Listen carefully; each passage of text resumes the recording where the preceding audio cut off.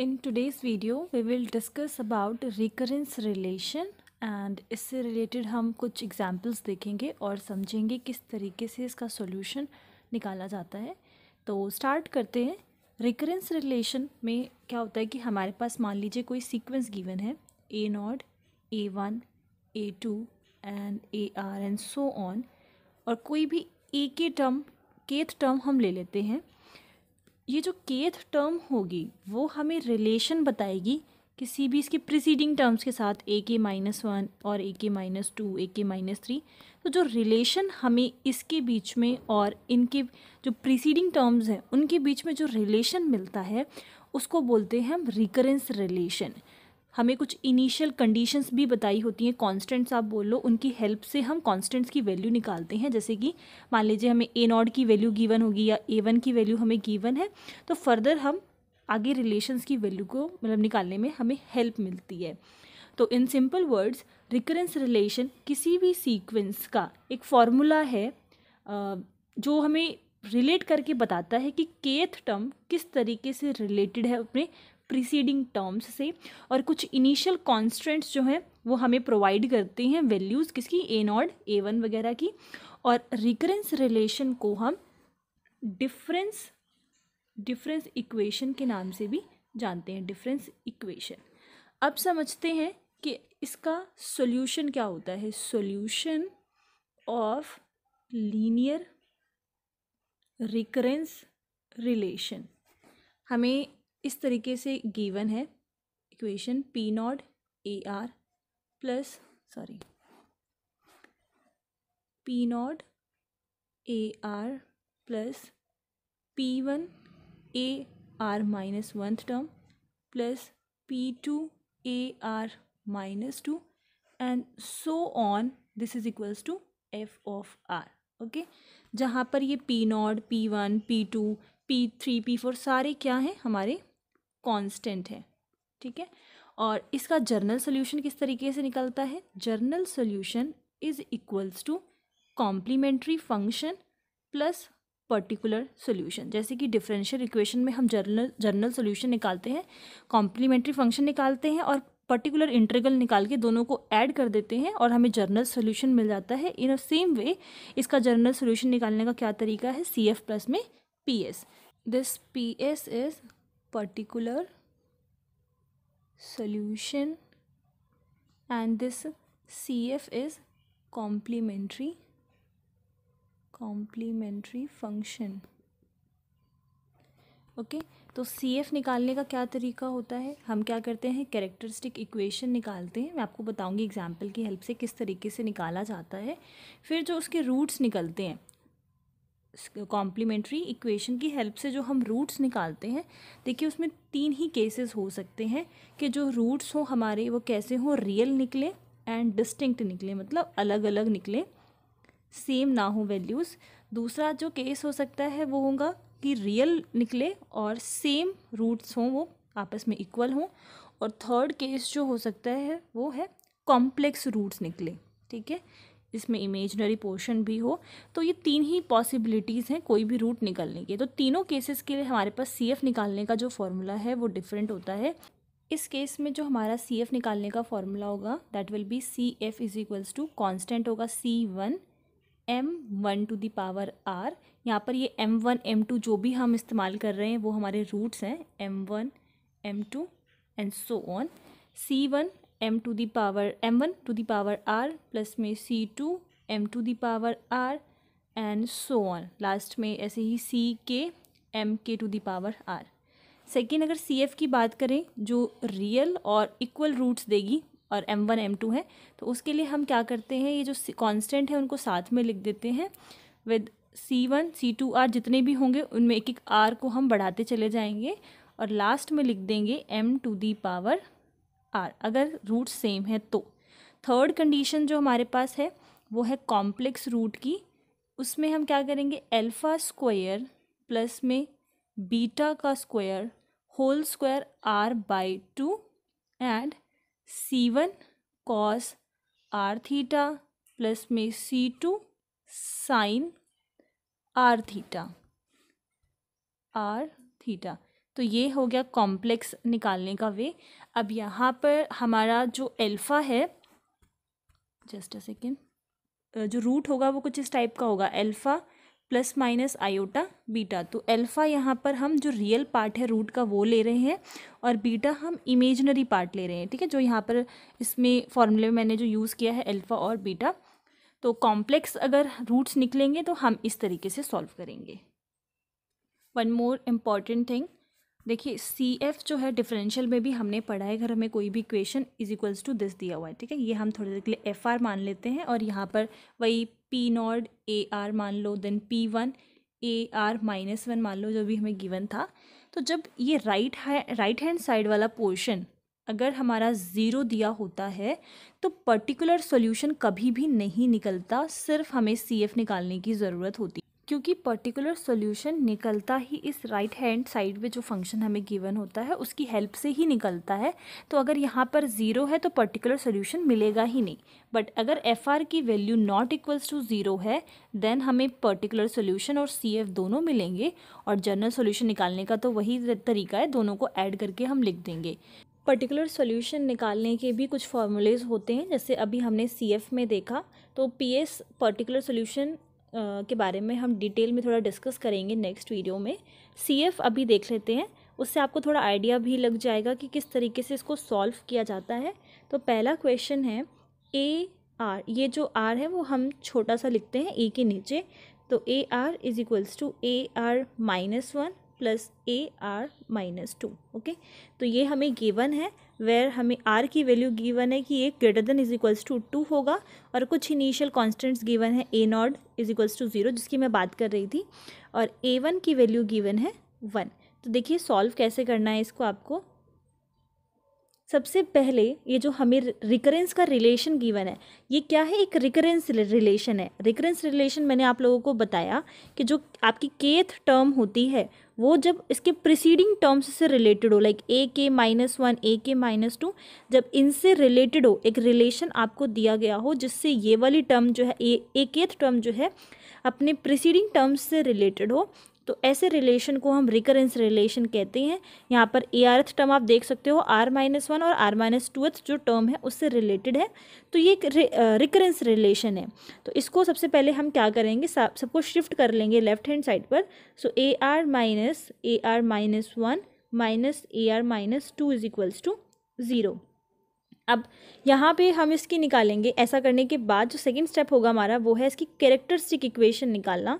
जैसे हम auxiliary equation निकाला करते थे डिफरेंशियल इक्वेशन में, तो निकालने का क्या तरीका है, 1 2 3। मैं आपको 2-3 वेज बताती हूँ, आप कैसे याद रख सकते हो। कितनी टर्म्स हैं यहाँ पे, आरथ की 3 टर्म्स हैं, तो हम m की पावर जो है पहले स्क्वायर से स्टार्ट करेंगे, m स्क्वायर माइनस m और minus one is equals to zero.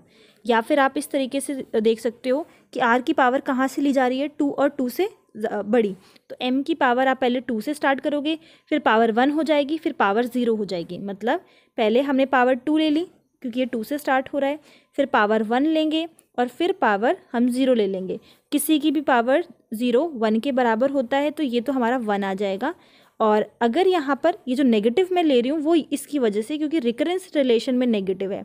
अगर रिकरेंस रिलेशन में पॉजिटिव होता तो उसके अकॉर्डिंगली हम पॉजिटिव ले लेते, ठीक है। अगर रिकरेंस रिलेशन में मान लो 3 होता, कोई भी कांस्टेंट नंबर भी होता, तो वो भी यहाँ पर आ जाता, तो यहाँ पर हो जाएगा माइनस। जैसे कि ए आर माइनस 3 ए आर माइनस वन कुछ इस तरीके से दिया होता, तो इसका हम जो ऑक्सिलरी इक्वेशन है वो लिखते। आप देखो कितनी टर्म्स है, 1 2, तो 1 से स्टार्ट होगा, -3 इज इक्वल्स टू 0। यहाँ पर m की पावर जो है वो 0 हो जाती। मैं आपको इसी का बता देती हूँ। मान लो negative 4 A R minus two is equals to 0 given है, तो 3 टर्म्स हैं। स्टार्ट करेंगे हम m की पावर 2 से, so this will B m की पावर 2 -3 m की पावर 1 -4 m की पावर 0 इज इक्वल्स टू 0। यहाँ पर m की पावर 0 1 हो जाएगा, तो ये इसकी कैरेक्टरिस्टिक इक्वेशन हो जाती। अभी जैसा हमें रिकरेंस रिलेशन गिवन है उसके अकॉर्डिंगली हमने कैरेक्टरिस्टिक इक्वेशन निकाल ली। अब आगे देखिए क्या करना है। जब आपको एक कैरेक्टरिस्टिक इक्वेशन मिल जाए तो यहाँ से हम रूट्स निकालते हैं।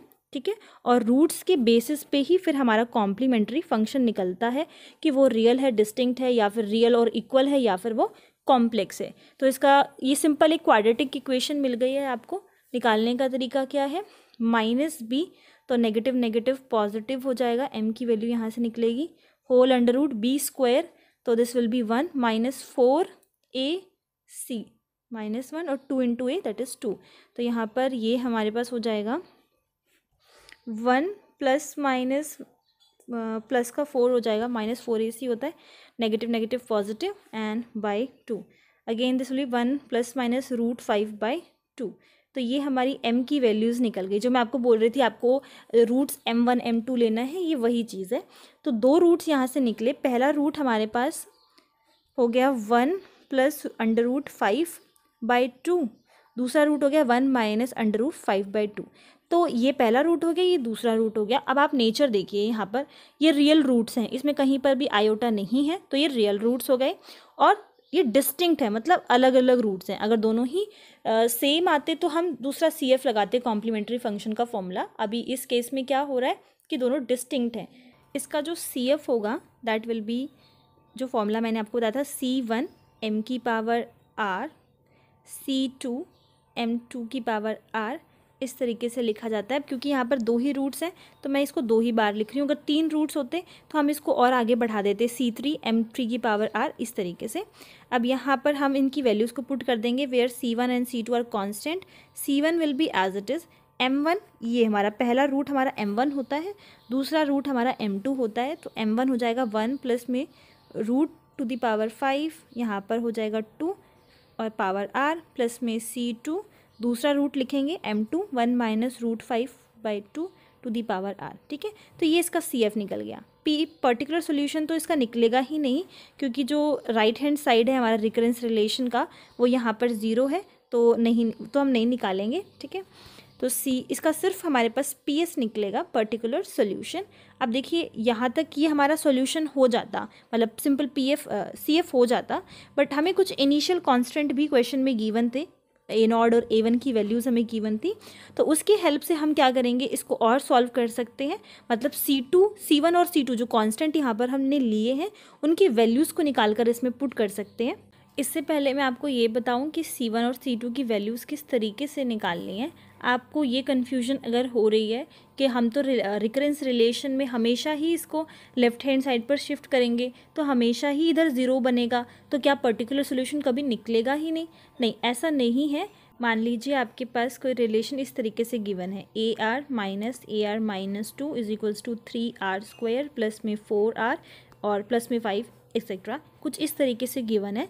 तो हमेशा जो भी टर्म इस टाइप की होती हैं, AR-2, AR-1 या फिर AR-3, उन्हीं टर्म्स को हम लेफ़्ट हैंड साइड पर शिफ्ट करते हैं और किसी को नहीं करते। जो टर्म्स राइट हैंड साइड पर रहेंगी वो कुछ आपको ऐसी दिखाई देंगी आर की फॉर्म में। यहाँ पर देखो ये AR-2 ये आपका डिफरेंट है और ये 3R 4R डिफरेंट है। तो जो राइट हैंड साइड पर आपको टर्म्स दिखाई देंगी वो आरत की फॉर्म में कुछ इस तरीके से होंगी, क्योंकि मैंने स्टार्टिंग में ही क्या लिखा था, f(r), मतलब फंक्शन आपको मिलेगा r की फॉर्म में। ठीक है, तो ये f(r) राइट हैंड साइड पर रहता है और जब ऐसा आपको मिलेगा तो हम पर्टिकुलर सोल्यूशन को भी निकालेंगे।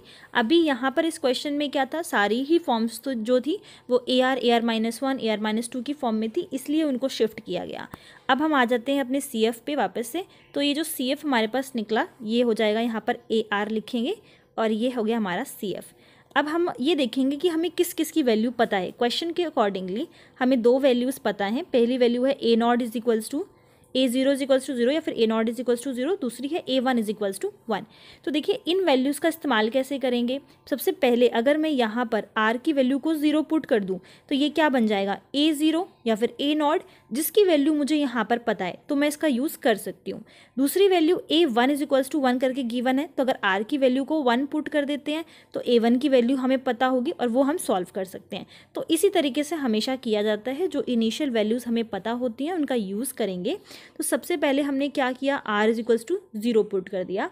R is equals to 0 put करने पर जो CF हमें मिला था, कॉम्प्लीमेंट्री फंक्शन जो हमें मिला था, वो रिड्यूस किस में हो जाएगा, A0 C1, और यहाँ पर हमारा पहला रूट था 1 प्लस √5/2 की पावर R की वैल्यू 0 पुट करेंगे तो यहाँ पर ये आ जाएगा C2 दूसरा रूट था, √5/2 पावर 0।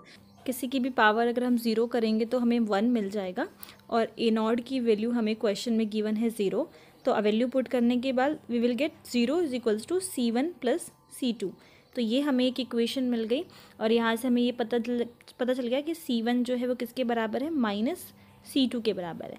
अब जो A1 = 1 हमें गिवन था उसका भी यूज़ हम करेंगे, तो R की जगह पर हम पुट कर देंगे 1, तो हमें मिल जाएगा A1 = C1, ये जो पहला रूट था वो हो जाएगा ⁻1, तो and C2 1 -√/2 ⁻1। Okay, this is plus.